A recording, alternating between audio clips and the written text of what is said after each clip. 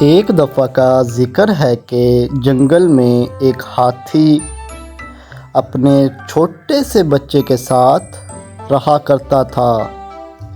ایک دن وہ اپنے بچے سے کہنے لگا، پیارے بیٹے، آپ آج ادھر ہی رکو، میں آپ کے لیے کھانا لے کر آتا ہوں۔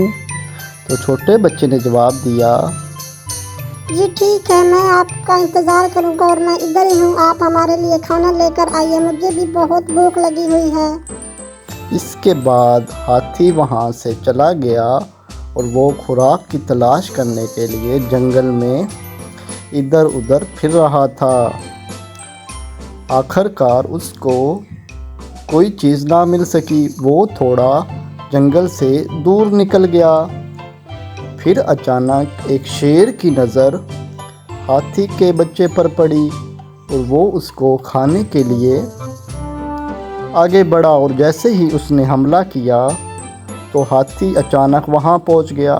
اس نے شیر کو وہاں سے مار بھگایا اور اپنے بچے کو بچا لیا۔ اس کے بعد اس نے اپنے بچے سے پوچھا کہ بیٹا، آپ کو کچھ ہوا تو نہیں ہے؟ شیر نے آپ کو کچھ نقصان تو نہیں پہنچایا؟ پھر اس کے بیٹے کو پر اطمینان دیکھ کر ہاتھی کو سکون آیا کہ وہ وقت پر پہنچ گیا ہے اور اس نے اپنے بیٹے کی جان بچا لی ہے، اور وہ بہت خوش ہوا۔